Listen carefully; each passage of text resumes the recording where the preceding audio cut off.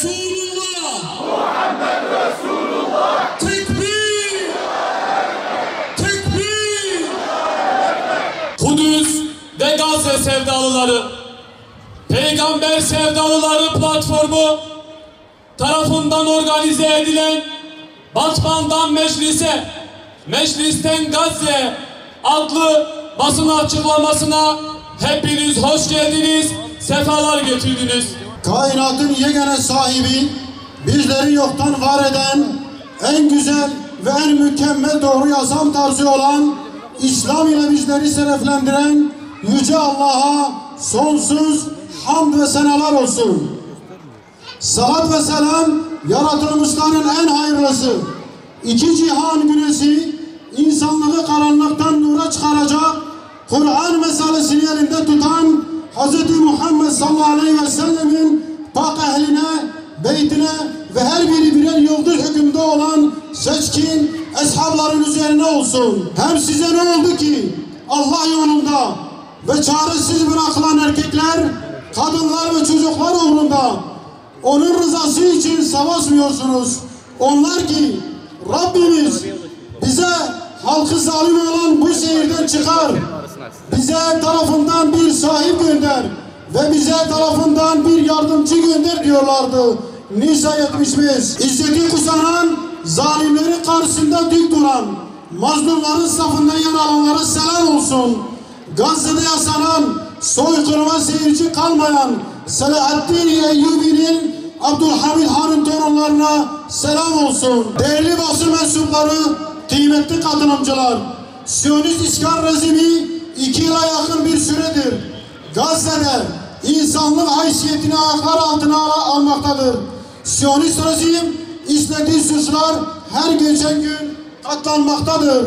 Bir millet dünyanın gözlerinin önünde yıkım, talan, açlık, kıtlık, insanın tüm ihtiyaçları yoksun bırakılarak ölüme terk edilmektedir. Bir avuç Siyonist tüm dünyanın gözlerinin içine baka baka bu cürümleri işlemektedir.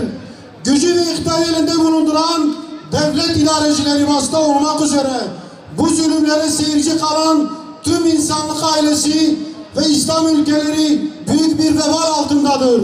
Gazze'nin %90'dan fazlasını enkaza çevirmiştir. 7 Ekim 2023'ten bu yana 60 binden fazla kardeşimiz şehit düşmüştür. 150 bin civarı kardeşimiz ise yaralanmıştır. 20 binden fazla kardeşimiz enkaz altında olup henüz naaşlarına ulaşılmamıştır. Şehit ve yaralıların %70'den fazlası bebek, çocuk ve kadınlardan oluşmaktadır. Gazze adeta bir çocuk mezarlığına dönüşmüştür. İşgal rejimi Gazze'de açlığı silah olarak kullanmakta.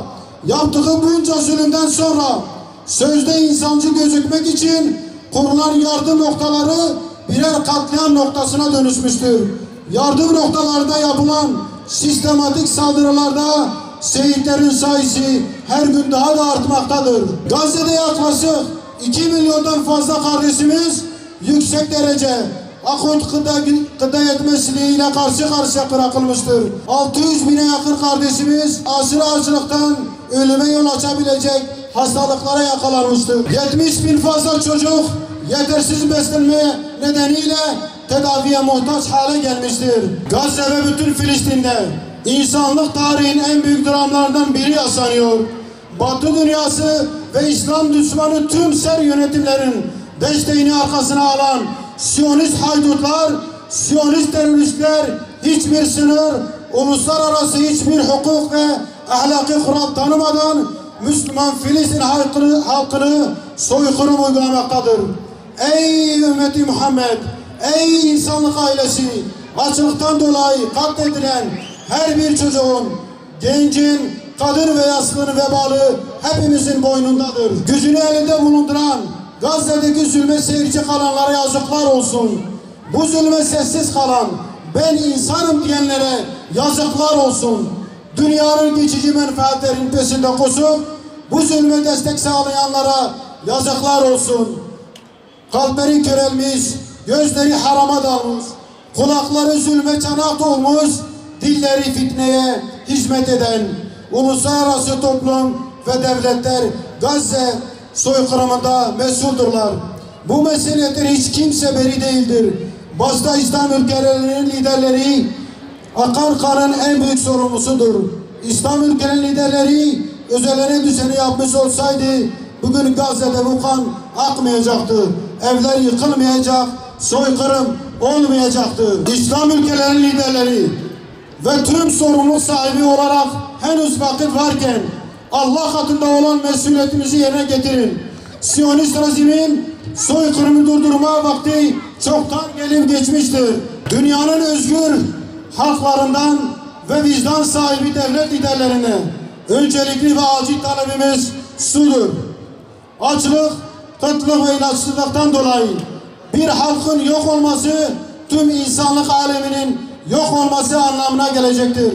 İnsanlığın haysiyetini omuzlamak için Gazze'de insani kriz bir an önce son verilmeli ve Gazze insani koridor açılmalıdır. İşte bu gündemle, bu amaçla Anadolu'dan meclise, meclisten Gazze sloganı ile Türkiye'nin her yerinden yola koyuluyoruz. 10 Ağustos Pazar günü saat 18.30'da Ankara Güven Park'ta toplanıp Türkiye Büyük Millet Meclisi'ne yürüyerek bu talebimizi daha yüksek sesle haykıracağız inşallah. Gazze özgürleşinceye kadar, direniş kazanıncaya kadar meydanları boş bırakmayacak, kardeşlerimizin feryatlarını tüm dünyaya duyurmaya, acılarına ortak olmaya çalışacağız. Ne pahasına olursa olsun, bedeli ne olursa olsun, Siyonistlerin ve onların yerli işbirlikçilerin saldırılarını, linç kampanyalarını aldırmadan Kudüs davasını omuzlayacak, bu mukaddes davaya canımızla, malımızla ve imkan bulduğumuz her şeyimizle sahip çıkacağız. Gazze'nin kahraman halkına, İzzeti kusunan liderlerine, Siyonistlara direnen mücahitlere selam olsun. Allah'ın selamı, rahmeti ve bereketi üzerinize olsun. Rabbimiz hepinizin ecrini kat kat versin. Allah'a emanet olunuz.